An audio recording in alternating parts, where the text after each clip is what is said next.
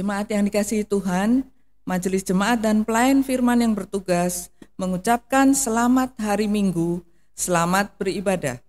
Hari ini kita memasuki minggu ke-10 sesudah Pentakosta. Kiranya ibadah yang kita lakukan saat ini berkenan di hadapan Tuhan dan kita diberkati olehnya.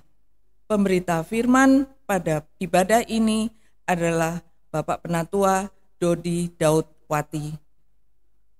Dengan bimbingan kuasa Roh Kudus, kita percaya ibadah ini akan membawa berkat bagi hidup beriman kita.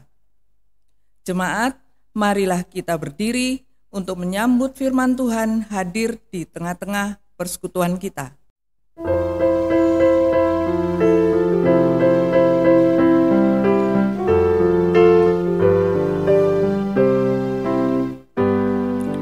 Masuklah semua menghadap Tuhan, sujud di hadirat-Nya.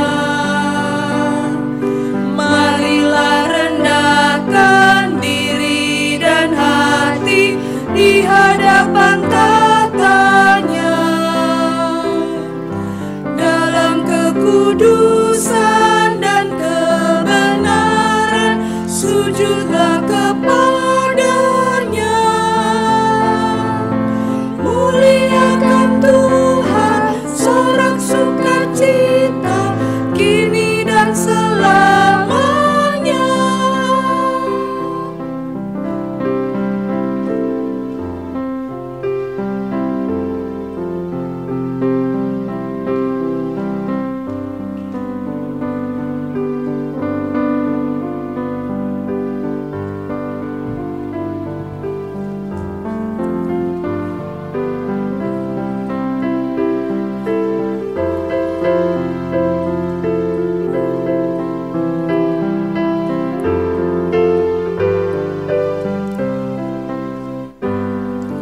Bukalah hatimu, minta Roh Kudus menerangi jiwamu.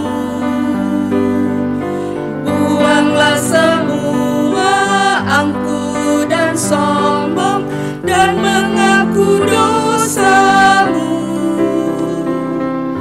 Terimalah anugerah, rahmat dan kasih dari Yesus Tuhanmu.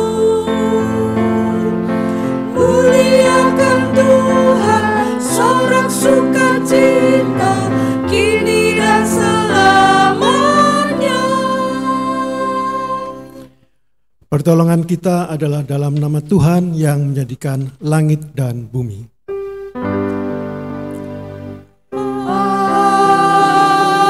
Amin.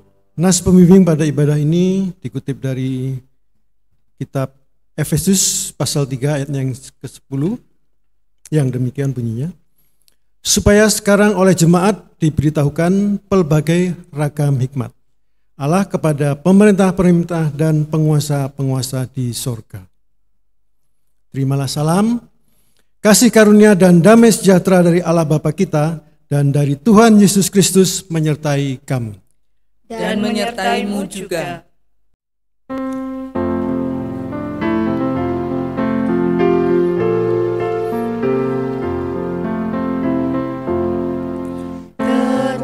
Terpujilah Allah, hikmat-Nya besar, begitu kasih-Nya untuk dunia cemar, sehingga diberilah Putra-Nya kudus, mengangkat manusia serta menebus. Pujilah, pujilah, buatlah dunia bergemar, bergemar, mendengar suara-Nya. Dapatkanlah Allah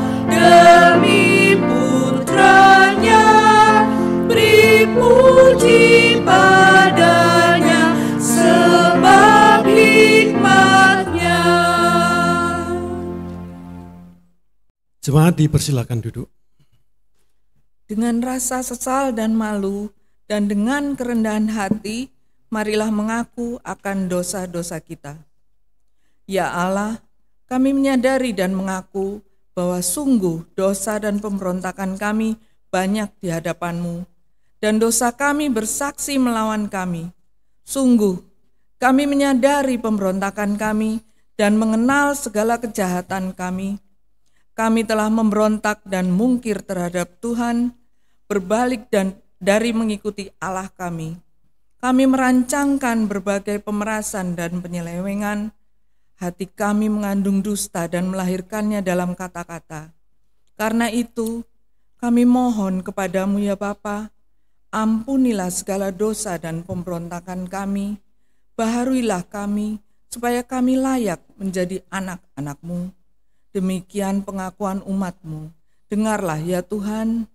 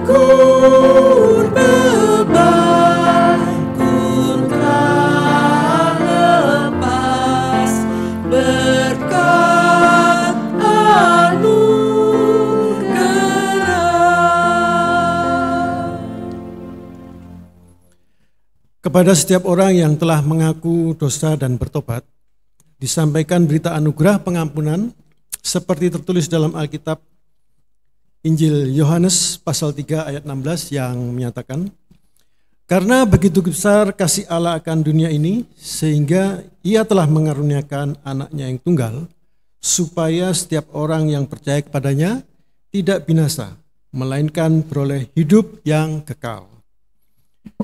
Berdasarkan firman Tuhan ini, maka sebagai pelayan Yesus Kristus, kami memberitakan bahwa pengampunan dosa telah berlaku dalam nama Bapa, Anak, dan Roh Kudus. Syukur kepada Tuhan. Amin.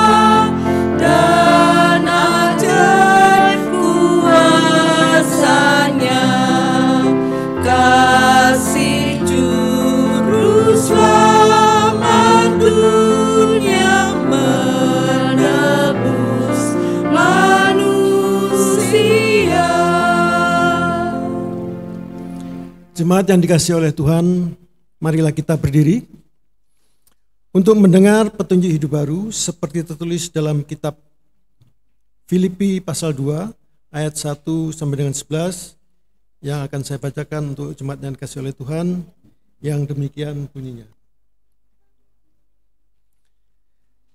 Jadi karena dalam Kristus ada nasihat, ada penghiburan kasih, ada perkesutuan roh, ada kasih mesra dan belas kasihan. Karena itu sempurnakanlah sukacitamu dengan ini. Hendaklah kamu sehati sepikir dalam satu kasih, satu jiwa, satu tujuan. dengan tidak mencari kepentingan sendiri atau puji-pujian yang sia-sia. Sebaliknya, hendaklah dengan rendah hati yang seorang menganggap yang lain lebih utama daripada dirinya sendiri. Dan janganlah tiap-tiap orang hanya memperhatikan kepentingannya sendiri, tetapi kepentingan orang lain juga. Hendaklah kamu dalam hidupmu bersama menaruh pikiran dan perasaan yang terdapat juga dalam Kristus Yesus, yang walaupun dalam rupa Allah, tidak menganggap kesetaraan dengan Allah itu sebagai milik yang harus dipertahankan, melainkan telah mengosongkan dirinya sendiri dan mengambil rupa seorang hamba dan menjadi sama dengan manusia. Dan dalam keadaan sebagai manusia, ia telah merendahkan dirinya dan taat sampai mati, bahkan sampai mati di kayu salib. Itulah sebabnya Allah sangat meninggikan dia dan mengaruniakan kepadanya nama di atas segala nama, supaya dalam nama Yesus bertekuk lutut segala yang ada di langit dan yang ada di atas bumi dan yang ada di bawah bumi, dan segala lidah mengaku Yesus Kristus adalah Tuhan bagi kemuliaan Allah Bapa. Roh Kudus menolong kita mewujudkan kemuliaan Allah dalam seluruh hidup dan kesaksian kita di dunia.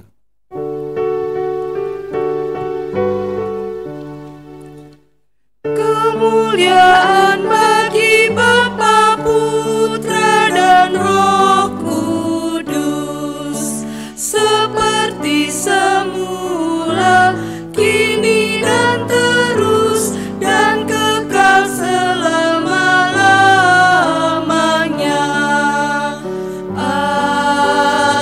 Amin. Jemaat, silakan duduk.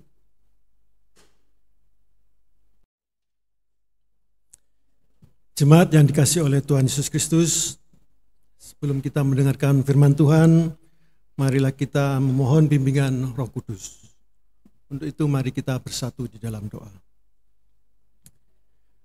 Bapa di surga, di dalam nama anak-Mu, Tuhan kami Yesus Kristus, inilah kami, anak-anak-Mu telah siap untuk mendengarkan firman-Mu. Kiranya firman yang akan kami dengar ini boleh menjadi pedoman bagi kami untuk melangkah di dalam kehidupan ini. Berfirmanlah ya Bapa, karena anak-Mu telah siap untuk mendengar. Amin. Jemaat, marilah berdiri untuk mendengarkan sabda Tuhan. Haleluya.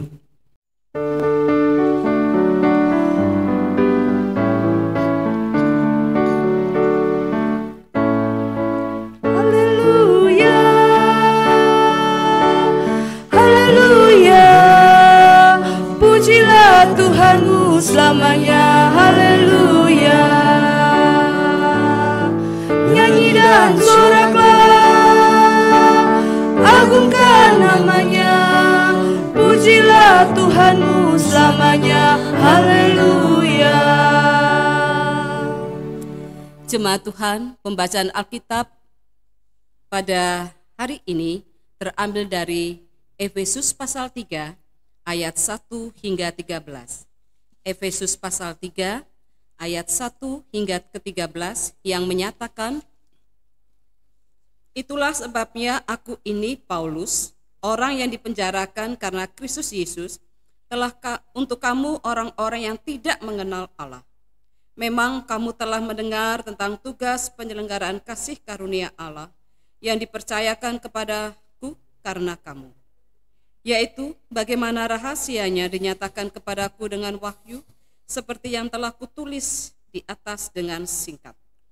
Apabila kamu membacanya, kamu dapat mengetahui daripadanya pengertianku akan rahasia Kristus, yang pada zaman angkatan-angkatan dahulu tidak diberitakan kepada anak-anak manusia, tetapi yang sekarang dinyatakan di dalam roh kepada rasul-rasul dan nabi-nabinya yang kudus, yaitu bahwa orang-orang bukan Yahudi karena berita Injil turut menjadi ahli-ahli waris dan anggota-anggota tubuh dan peserta dalam janji yang diberikan dalam Kristus Yesus. Dari Injil itu aku telah menjadi pelayannya menurut pemberian kasih karunia Allah yang dianugerahkan kepadaku sesuai dengan pengerjaan kuasa-Nya.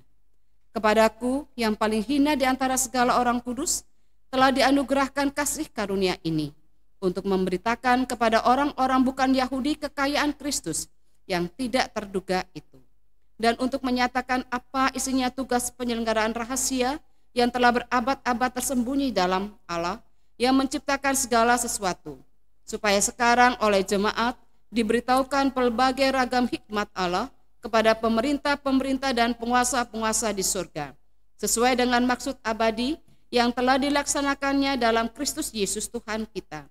Di dalam Dia kita beroleh keberanian dan jalan masuk kepada Allah dengan penuh kepercayaan oleh iman kita kepadanya. Sebab itu, aku minta kepadamu supaya kamu jangan tawar hati melihat kesesakanku karena kamu, karena kesesakanku itu adalah kemuliaanmu. Demikianlah firman Tuhan.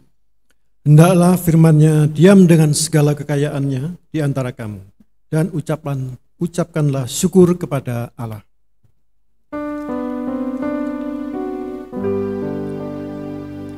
Kepadamu puji-pujian, nada syukur dan segala kemuliaan,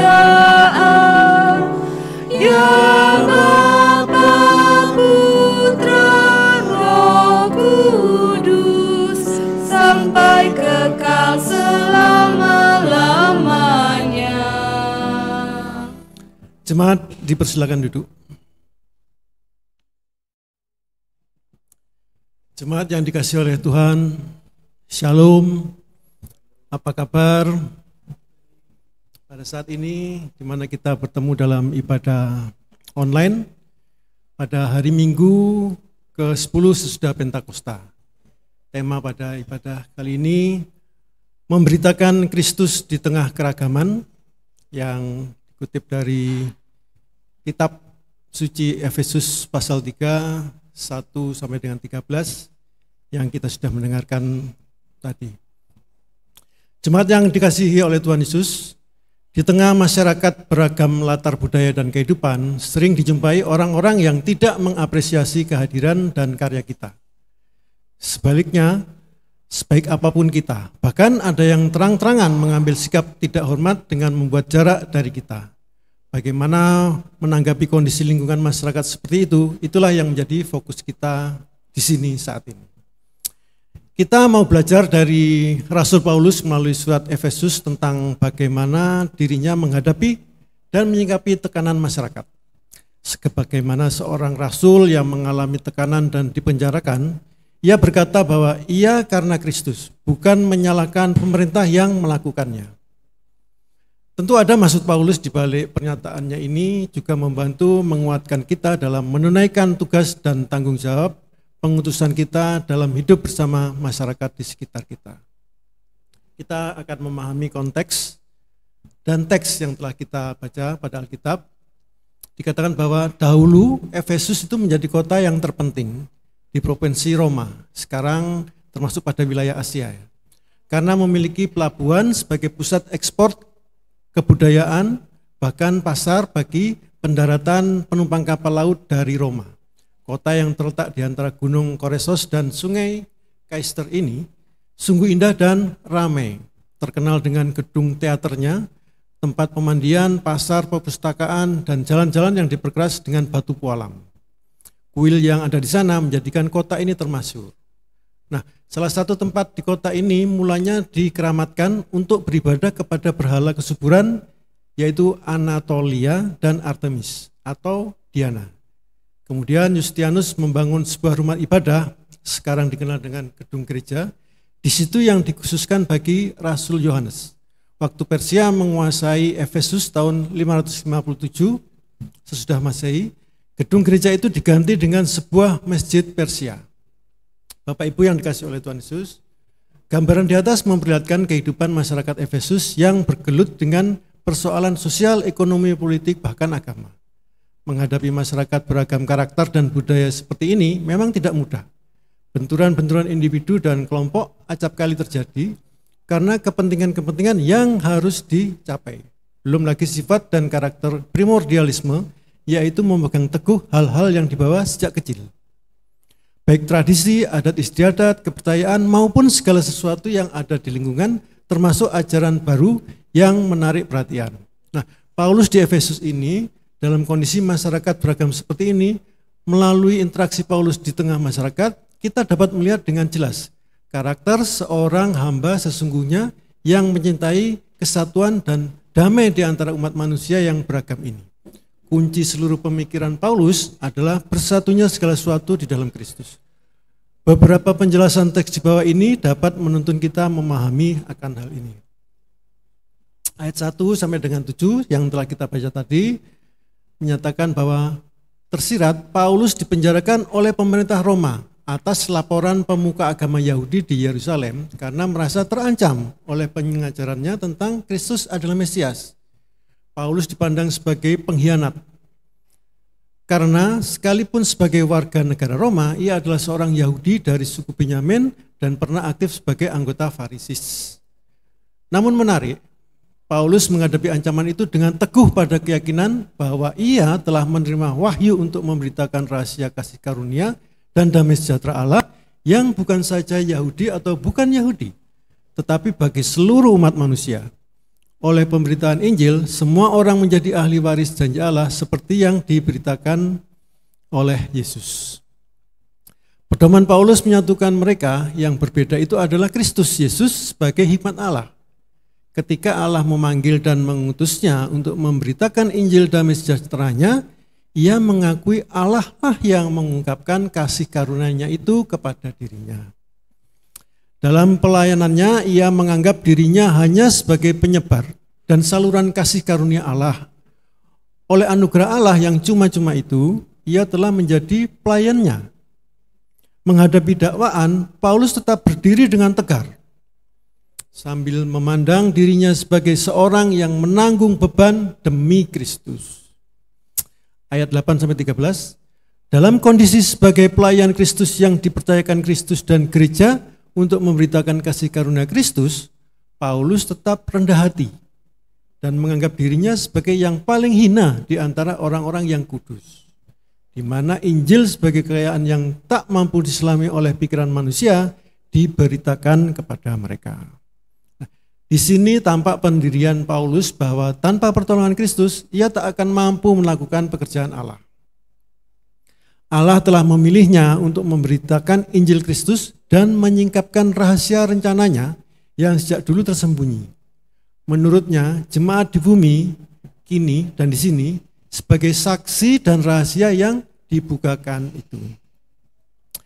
Oleh penyangkapan itu, kuasa-kuasa jahat di surga yang di bumi akan terkejut bahwa ternyata Allah dalam Kristus telah menentukan keselamatan semesta alam bagi seluruh umat manusia dan lingkungannya. Ini mengakhiri pemerintahan jahat atas hidup manusia di bumi. Pada akhirnya Paulus memintakan jemaat untuk tidak tawar hati, artinya tawar hati kecewa oleh pengajarannya. Oleh karena pemenjaraannya, karena penderitaan yang ditanggungnya demi kebaikan jemaat dan kemuliaan Kristus Yesus. Jemaat yang dikasihi oleh Tuhan Yesus, makna teologis apa yang dapat kita tangkap dari peristiwa ini? Yaitu ialah Paulus mengasihi semua orang, baik warga jemaat maupun orang yang tidak mengenal Allah. Oleh sebab itu, sekalipun di penjara, ia tetap memberitakan hikmat, yaitu rahasia Allah yang tersembunyi berabad-abad. Apakah itu? Jawabnya adalah Yesus adalah wujud Allah pencipta semesta. Menurutnya, tanpa Kristus, alam semesta hanya memperhatikan ketidaksatuan, ketidakharmonisan, dan kekacauan. Kuasa manusia telah merusak hubungan sosial yang seharusnya ada di antara manusia dan manusia ciptaan yang lainnya. Allah di dalam Kristus menyatukan manusia yang berbeda kelompok, bangsa, ideologi, bahkan Yahudi dan bukan Yahudi. Ini dimulai melalui keadaan identitas manusia yang telah jatuh ke dalam dosa, di mana manusia berlaku egois, lebih mencintai dirinya sendiri, dan kondisi ini selalu ada pada setiap orang di mana hidup manusia ibarat perang saudara, ketidakharmonisan antara Allah dan manusia. Oleh sebab itu, jemaat sekalian yang dikasihi Tuhan Yesus, dalam dunia yang tidak mengenal Kristus hanya menampilkan perpecahan saja. Dan ini bukanlah tujuan Allah menciptakan semesta. Menurut Paulus dikatakan, keadaan ini dapat diselesaikan hanya dalam persekutuan dengan Kristus. Dialah pemersatu semua manusia dan segala ciptaannya di bumi ini. Apakah yang dapat kita terapkan dalam kehidupan beriman kita di tengah masyarakat? Ya, dengan segala persoalan di dalamnya, kita hadir untuk memberitakan damai sejahtera Allah. Haruslah diterima bahwa kita tidak luput dari kondisi-kondisi tidak menyenangkan dan tidak menguntungkan serta dihina, dimusuhi, dicaci maki, dan mengalami tekanan atau diskriminasi yang kadang membuat kita bukan hanya menderita, tetapi terkadang ikut terpancing untuk melakukan hal yang sama dengan mereka, yang menghina dan mencaci maki, membalas kejahatan dengan kejahatan. Nah, karakter Paulus di sini dapat menjadi teladan dalam menghadapi persoalan kemasyarakatan ini. Mengalah untuk suatu kebenaran adalah pilihan yang bijak menghadapi ketidakadilan. Namun berbeda dengan cara itu, Paulus bertolak dari hidup Kristus yang menyatukan dan memutuskan ciptaannya. Baginya di luar cara itu, semua permasalahan yang tetap saja tidak terselesaikan. Memang Paulus pernah naik banding atas tuduhan terhadapnya ini. Tetapi itu dilakukan bukanlah untuk membela diri semata, melainkan untuk lebih memperjelas berita keselamatan yang diyakininya. Oleh sebab itu, dasar pola pikir Paulus di sini yakni memberitakan Kristus yang menyatukan. Jemaat yang dikasihi oleh Tuhan Yesus, sering kita mengalami ketidakadilan di mana segala karya kita tidak diperhitungkan. Ini menyedihkan di dunia yang menghargai prestasi setiap orang atas dasar kesamaan dan kemanusiaan. Meski demikian, kita menyadari bahwa bukanlah cara hidup Kristen ketika lebih banyak menuntut penghargaan daripada melakukan tanggung jawab dan kewajiban seperti yang diteladankan Paulus. Mengapa? Karena Rasul Paulus meneladani sebuah hidup berkemenangan, yakni hidup yang dipersembahkan bagi Kristus. Segala keberhasilannya bukanlah karena kehebatannya, tapi karena Kristus semata. Ia hanyalah pelayan dan alat di tangannya. Oleh sebab itu, segala karya kita pun haruslah untuk memuliakan namanya. Di akhir khotbah saya pada saat ini, dapat kita tarik hikmatnya. Dengan demikian, ada dua hal pokok di sini, yaitu yang pertama, hidup di dalam kerendahan hati. Yang pertama. Dan yang kedua, segalanya bagi kemuliaan Kristus. Jadi ada dua hal, saya ulangi. Pertama adalah hidup di dalam kerendahan hati. Dan yang kedua, segalanya bagi kemuliaan Kristus. Ini bisa terjadi hanya bila kita menyatakan sungguh-sungguh sebagai alat Tuhan yang memberikan keagungannya. Nah, dapat kita akui bahwa kehebatan sifat manusia maupun yang ada pada semua orang, penonjolan diri dalam masyarakat, beragam karakter dan latar belakang hidup sering menimbulkan ketegangan yang menjurus permusuhan dan konflik. Itulah yang terjadi di antara orang Yahudi dan bukan Yahudi. Orang Yahudi selalu membanggakan diri lebih mulia dari semua orang bukan Yahudi. Hal-hal seperti itu sering terjadi di tengah masyarakat dalam saat ini. Bahkan mungkin kita pernah mengalaminya. Agama atau keyakinan sering dijadikan alat untuk memisahkan individu-individu dalam masyarakat. Tak ubahnya seperti tembok pemisah yang dibangun oleh orang Yahudi terhadap orang bukan Yahudi. Dalam kebencian dan konflik antar warga biasanya memperlihatkan kelompok mayoritas mendominasi dan memenangkan pertarungan atas kaum minoritas. Bagaimana menjalani hidup di tengah kondisi masyarakat seperti ini? Tidak cukup menghadapinya dengan kesabaran, tetapi dibutuhkan lebih dalam memahami dan mempraktekkan arti perdamaian Allah seperti dilakukan Paulus berdasarkan karunia Kristus baginya. Jemaat yang dikasihi oleh Tuhan Yesus, di sini kita telah menjadi alat di tangan Kristus, menghadirkan damai sejahteranya bagi semua orang. Memang ini dilematis, Tetapi itulah tanggung jawab untuk terus kita lakukan, menghadirkan damai sejahtera Tuhan Yesus di bumi ciptaannya ini. Amin.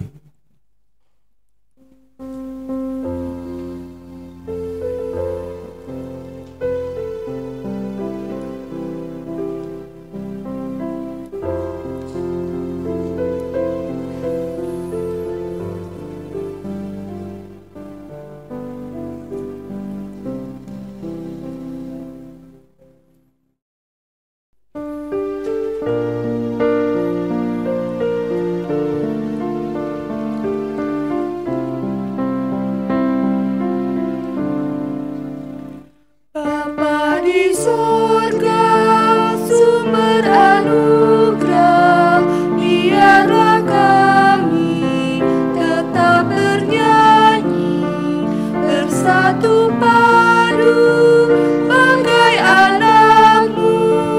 Bapa di surga, Bapa kekal. Jemaat yang dikasihi oleh Tuhan Yesus diundang untuk bangkit berdiri, untuk bersama-sama semua orang percaya di segala waktu dan tempat, kita mengaku iman menurut pengakuan iman rasuli dengan hati dan mulut.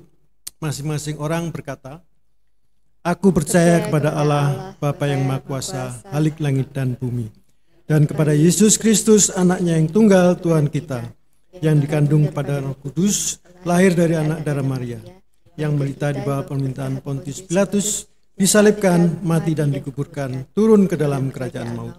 Pada hari yang ketiga, Bangkit pula dari antara orang mati, naik ke sorga, duduk di sebelah kanan Allah, Bapa yang Maha Kuasa, dan akan datang dari sana untuk menghakimi orang yang hidup dan mati. Aku percaya kepada Roh Kudus, Gereja yang kudus dan am, persekutuan orang kudus, pengampunan dosa, kebangkitan daging, dan hidup yang kekal. Jemaat dipersilakan duduk.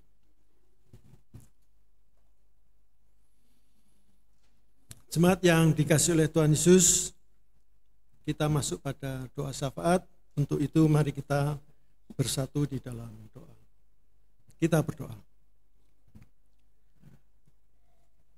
Allah Bapa yang bertata di dalam kerajaan surga, yang kami sapa, kami sembah, kami muliakan di dalam nama anak-Mu, Tuhan kami Yesus Kristus. Saat ini, minggu ini kami bersatu hati untuk bersama-sama mendoakan gereja dan pergumulannya, khususnya gereja Protestan di Indonesia bagian Barat atau GPIB, mulai dari musyawarah pelayanan, regio, jemaat Bukit Zaitun, Surabaya khususnya. Demikian juga untuk Ibu Pendeta Dina Haba Agi Hari bersama suami dan anak-anak terkasih, bahkan keluarga besarnya, Engkau akan memberkati. Para presbiter, unit-unit misioner, khususnya Komisi Inforkom, BPPJ, dan pegawai gereja.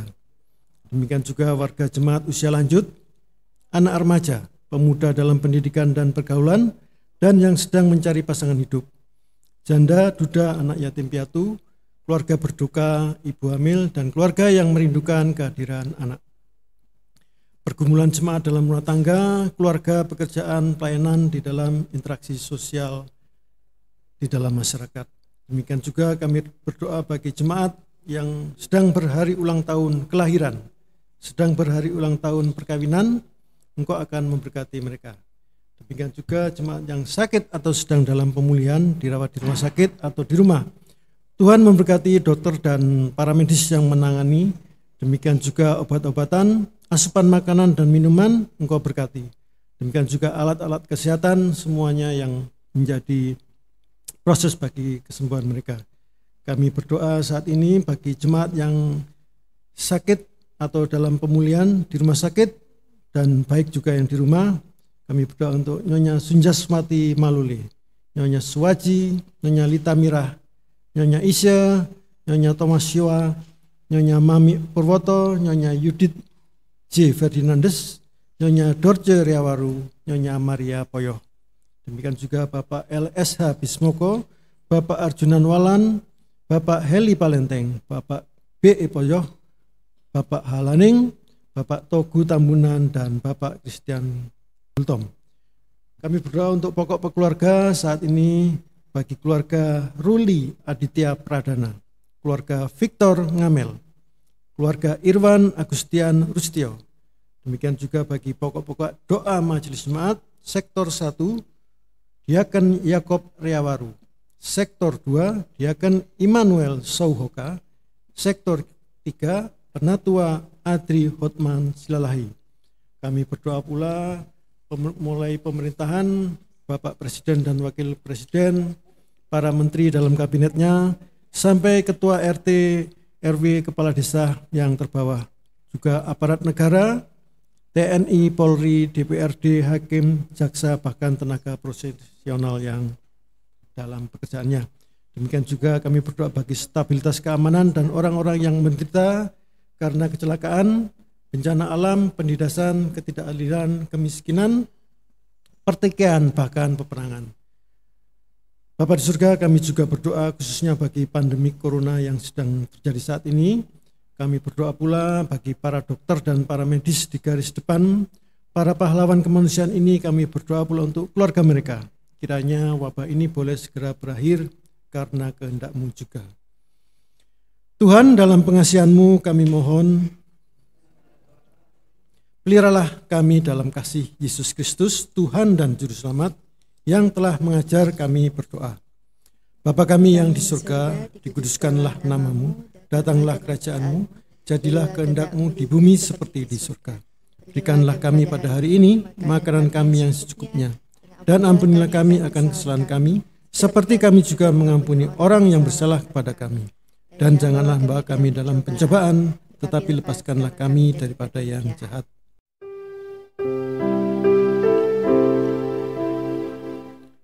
Karena Engkaulah yang empunya kerajaan dan kuasa dan kemuliaan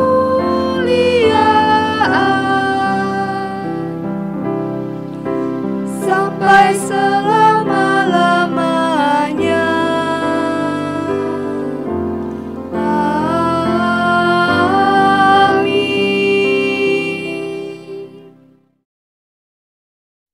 Jemaat, marilah kita mengucap syukur kepada Tuhan dengan memberi persembahan kepadanya. Dengarlah firman-Nya dari 1 Tesalonika 5 ayat yang ke-18 yang berbunyi, mengucap syukurlah dalam segala hal, sebab itulah yang dikehendaki Allah di dalam Kristus Yesus bagi kamu. Persembahan ibadah keluarga pada minggu ini yang terkumpul dapat diserahkan melalui yang pertama koordinator sektor atau majelis jemaat yang terdekat. Yang kedua, kantor GPIB Jemaat Bukit Zaitun, Jalan Pucang Anom Timur 3 nomor 27 Surabaya pada setiap hari kerja, yaitu pada hari Kamis, Jumat, dan Sabtu pada pukul 8 pagi sampai 12 siang. Yang ketiga, pada transfer rekening Bank Mandiri, nomor rekening tertera pada warta jemaat. Tuhan Yesus memberkati persembahan Bapak Ibu Saudara sekalian.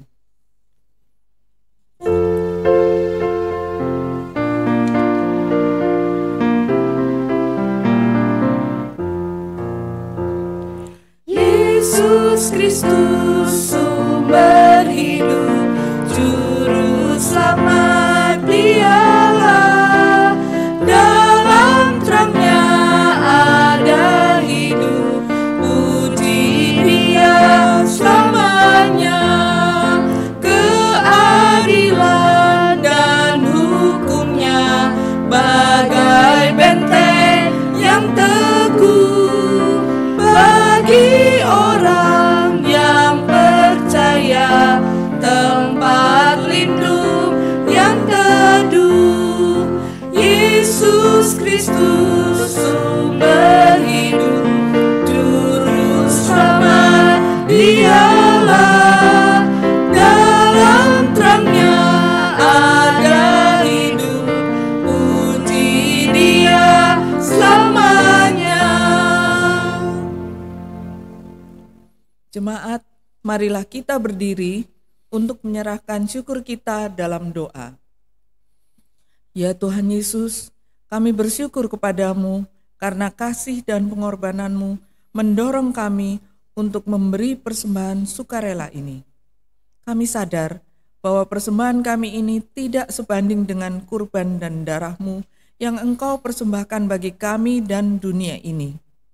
Terima serta kuduskanlah ya Tuhan, agar berguna untuk pelayanan kasih dan keadilan, demi kemuliaan-Mu. Amin. Jemaat yang dikasihi oleh Tuhan Yesus, pergilah dengan damai sejahtera Tuhan, dengan sejahtera Tuhan ke dalam kehidupanmu sehari-hari, dan lakukanlah firman Tuhan yang sudah kamu dengar.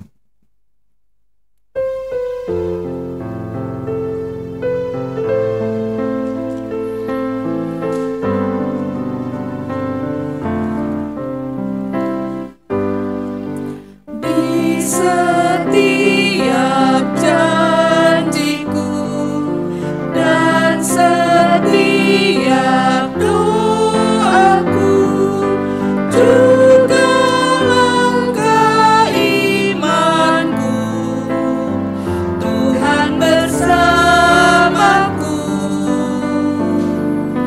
Tiap gunung ku tempuh, harapanku pun teguh, rahmat Tuhan beserta, hanya anugerahnya.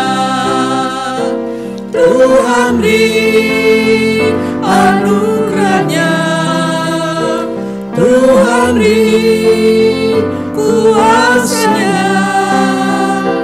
Kristuslah di dalamku, aku menang bersamanya.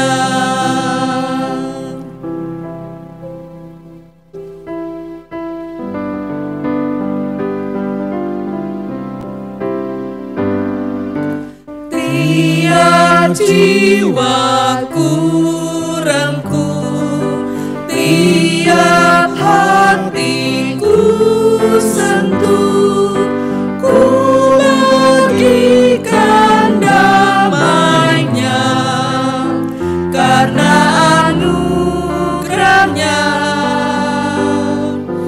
Air mata pun reda oleh sabda kasih-Nya. Tiap duka hilanglah karena anugerahnya. Tuhan beri anugerahnya, Tuhan beri kuasanya. Kristuslah di dalamku, aku menang bersamanya. Jemaat yang dikasihi oleh Tuhan Yesus, arahkanlah hati dan pikiranmu kepada Tuhan, serta terimalah berkat-Nya. Tuhan memberkati engkau dan melindungi engkau. Tuhan menyinari engkau dengan wajah-Nya dan memberi engkau kasih karunia. Tuhan menghadapkan wajah-Nya kepadamu dan memberi engkau damai sejahtera.